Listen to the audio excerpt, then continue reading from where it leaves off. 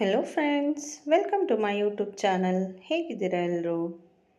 ನಾನಿವತ್ತು ಕಡಲೆ ಹಾಗೂ ತೊಂಡೆಕಾಯಿ ಹಾಕಿ ಪಲ್ಯ ಮಾಡೋದನ್ನು ತೋರಿಸ್ತಾ ಇದ್ದೀನಿ.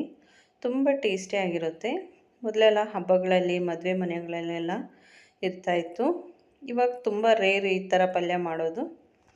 ಅದಕ್ಕೆ ನಾನು ಇದನ್ನು ತೋರಿಸ್ತಾ ಇದ್ದೀನಿ. ಇದನ್ನು ಹೇಗೆ ಮಾಡೋದು ಅಂತ ನೋಡೋಣ. ಇದಕ್ಕೆ ನಾನು 1 ಕಪ್ಪಷ್ಟು ಕಡಲೆನ ನೆನೆ ಹಾಕಿದ್ದೀನಿ. ಇದು 8 ಅವರ್ಸ್ ನೆಂದಿದೆ. ಇದನ್ನು ಮೊದಲಿಗೆ ಬೇಯಿಸ್ಕೋಬೇಕು. ಅದಕ್ಕೆ ಒಂದು ಕುಕ್ಕರಿಗೆ ಹಾಕ್ಕೊಳ್ತಾ ಇದ್ದೀನಿ. ಇದಕ್ಕೆ ಸ್ವಲ್ಪ ನೀರು ಹಾಕ್ಕೊಳ್ತಾ ಇದ್ದೀನಿ. ಇದು ಮುಳುಗುವಷ್ಟು ನೀರು ಹಾಕ್ಕೊಂಡು ರುಚಿಗೆ ತಕ್ಕಷ್ಟು ಉಪ್ಪು ಹಾಗೆ ಸ್ವಲ್ಪ ಅರಿಶಿಣ ಹಾಕ್ಕೊಳ್ತಾ ಇದ್ದೀನಿ. ಇದನ್ನು ಮುಚ್ಚಿ 3 ರಿಂದ 4 ವಿಷಲ್ ಹಾಕ್ಕೊಳ್ತಾ ಇದ್ದೀನಿ. ಅಷ್ಟರಲ್ಲಿ ತೊಂಡೆಕಾಯಿನ ಚೆನ್ನಾಗಿ ತೊಳೆದು ಅದರ ಹಿಂದೆ ಭಾಗ ಹಾಗೆ ಮುಂದಿನ ಭಾಗ ಸ್ವಲ್ಪ ತೆಗೆದ್ಬಿಟ್ಟು ಕಟ್ ಮಾಡ್ಕೊಳ್ತಾ ಇದ್ದೀನಿ. ಒಂದು ತೊಂಡೆಕಾಯಿನ 4 ಪೀಸಾಗಿ ಕಟ್ ಮಾಡ್ಕೊಳ್ತಾ ಇದ್ದೀನಿ. ಇದು ಕೆಲವೊಂದು ಹಣ್ಣಾಗಿದೆ. ಹಣ್ಣಾಗಿರೋದು ಹುಳಿ ಸ್ವಲ್ಪ ಜಾಸ್ತಿ ಇರುತ್ತೆ. ತೊಂಡೆಕಾಯಿ ಹುಳಿ ಆಗಿರೋದ್ರಿಂದ ಇದಕ್ಕೆ ಟೊಮೆಟೊ ಆ್ಯಡ್ ಮಾಡೋದಿಲ್ಲ, ಹಾಗೆಯೇ ಮಾಡ್ತಾಯಿದ್ದೀನಿ. ಇದನ್ನು ಬೇರೆ ಪಾತ್ರೆಗೆ ಹಾಕ್ಕೊಳ್ತಾ ಇದ್ದೀನಿ. ಈಗ ಕುಕ್ಕರ್ ಓಪನ್ ಮಾಡ್ತಾ ಇದ್ದೀನಿ. ಕಡಲೆ ಒಂದು 90% ಅಷ್ಟು ಬೆಂದಿದೆ. ಈಗ ಕಟ್ ಮಾಡಿ ಇಟ್ಕೊಂಡಿರೋಂಥ ತೊಂಡೆಕಾಯಿನ ಇದಕ್ಕೆ ಹಾಕ್ಕೊಳ್ತಾ ಇದ್ದೀನಿ. ಇದು ಜೊತೆಯಲ್ಲಿ ಹಾಕಿದರೆ ತೊಂಡೆಕಾಯಿ ಬೆಂದು ಹೋಗುತ್ತೆ ಅಂಥೇಳಿ ನಾನು ಜೊತೆಯಲ್ಲಿ ಹಾಕಿಲ್ಲ, ಸಪ್ರೇಟಾಗಿ ಹಾಕಿ ಒಂದು ವಿಷಲ್ ಹಾಕಿ ಬೇಯಿಸ್ಕೊಂಡಿದ್ದೀನಿ. ನೋಡಿ, ಚೆನ್ನಾಗಿ ಬೆಂದಿದೆ.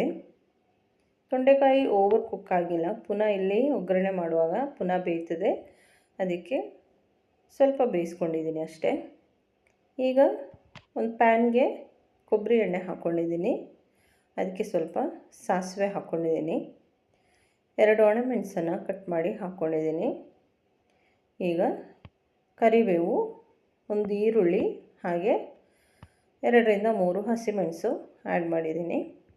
ಇದನ್ನು ಚೆನ್ನಾಗಿ ಫ್ರೈ ಮಾಡ್ಕೋಬೇಕು. ಈ ರೀತಿ ಚೆನ್ನಾಗಿ ಫ್ರೈ ಮಾಡ್ಕೊಳ್ಳಿ. ಈಗ ಇದಕ್ಕೆ ಜಿಂಜರ್ ಗಾರ್ಲಿಕ್ ಪೇಸ್ಟ್ ಹಾಕ್ಕೊಂಡಿದ್ದೀನಿ, ಅರ್ಧ ಟೀ ಸ್ಪೂನಷ್ಟು. ಇದು ಆಪ್ಷನಲ್, ಬೇಕಿದ್ರೆ ಹಾಕ್ಕೋಬೋದು, ಇಲ್ಲಾಂದರೆ ಸ್ಕಿಪ್ ಮಾಡ್ಬೋದು. ಈಗ ಸ್ವಲ್ಪ ಸಾಲ್ಟ್ ಹಾಕ್ಕೊಂಡಿದ್ದೀನಿ. ಕಾಳು ವಸ್ತು ಮಾಡುವಾಗ ನಾವು ಸ್ವಲ್ಪ ಜಿಂಜರ್ ಗಾರ್ಲಿಕ್ ಪೇಸ್ಟ್ ಆ್ಯಡ್ ಮಾಡಿದರೆ ಅದು ಒಳ್ಳೆಯದು. ಈಗ ಇದಕ್ಕೆ ಮಸಾಲಾಸ್ ಆ್ಯಡ್ ಮಾಡಬೇಕು. 1 tea spoon coriander powder, 1 tea spoon chilli powder, 1 tea ಸ್ಪೂನಷ್ಟು ಚೆನ್ನ ಮಸಾಲ ಹಾಕ್ಕೊಂಡಿದ್ದೀನಿ. ಚೆನ್ನ ಮಸಾಲ ಇಲ್ಲ ಅಂದರೆ ಮಟನ್ ಮಸಾಲ ಹಾಕ್ಕೊಳ್ಬೋದು ಅಥವಾ ಚಿಕನ್ ಮಸಾಲ ಆ್ಯಡ್ ಮಾಡ್ಬೋದು, ಇಲ್ಲ ಅರ್ಧ ಟೀ ಸ್ಪೂನಷ್ಟು ಗರಂ ಮಸಾಲಾನ ಆ್ಯಡ್ ಮಾಡ್ಬೋದು. ಈಗ ಬೇಯಿಸಿಟ್ಟಿರುವಂಥ ಕಡಲೆ ಹಾಗೂ ತೊಂಡೆಕಾಯಿಯನ್ನು ಹಾಕ್ಕೊಳ್ತಾ ಇದ್ದೀನಿ. ಇದರ ನೀರು ಕೂಡ ಹಾಕ್ಕೊಂಡಿದ್ದೀನಿ ಪೂರ್ತಿಯಾಗಿ. ಉಪ್ಪು ಮೊದಲೇ ಹಾಕಿರೋದ್ರಿಂದ ಮತ್ತೆ ನೋಡಿ ಸೇರಿಸ್ಕೋಬೇಕು ಬೇಕಿದ್ದರೆ. ಈಗ ಇದನ್ನು ಹೀಗೆ ಕುದಿಸ್ಕೊಳ್ತಾ ಇದ್ದೀನಿ. ಈಗ ಇದಕ್ಕೆ ಸ್ವಲ್ಪ ಅರಿಶಿನ ಹುಡಿ ಹಾಗೆ ಜೀರಾ ಪೌಡರ್ ಹಾಕ್ಕೊಳ್ತಾ ಇದ್ದೀನಿ, ಒಂದು 1/4 ಟೀ ಸ್ಪೂನಷ್ಟು. ಇದನ್ನು ಚೆನ್ನಾಗಿ ಮಿಕ್ಸ್ ಮಾಡಿ ಪುನಃ ಅದೇ ರೀತಿ ಮುಚ್ಚಿಡಿ. ಇದನ್ನು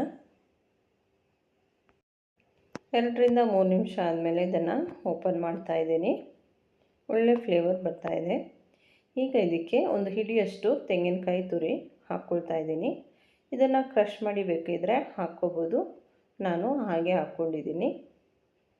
ಇದನ್ನು ಚೆನ್ನಾಗಿ ಮಿಕ್ಸ್ ಮಾಡಿ. ತೆಂಗಿನಕಾಯಿ ಬೇಯಬೇಕು, ಯಾಕಂದರೆ ಉಳಿದ್ರೆ ಎಲ್ಲ ಮಾರನೇ ದಿನಕ್ಕೆ ಹಾಳಾಗುತ್ತೆ. ಅದಕ್ಕೆ ಚೆನ್ನಾಗಿ ಬೇಯಬೇಕು. ಅದಕ್ಕೆ ಇದನ್ನು ಪುನಃ ಮುಚ್ಚಿಟ್ಟು 2 ರಿಂದ 3 ನಿಮಿಷ ಹಾಗೆ ಬಿಟ್ಟಿದ್ದೀನಿ. ಈಗ ಇದು ಆಗಿದೆ, ನೀರೆಲ್ಲ ಡ್ರೈ ಆಗಿದೆ. ಇದನ್ನು ಆಫ್ ಮಾಡ್ತಾ ಇದ್ದೀನಿ.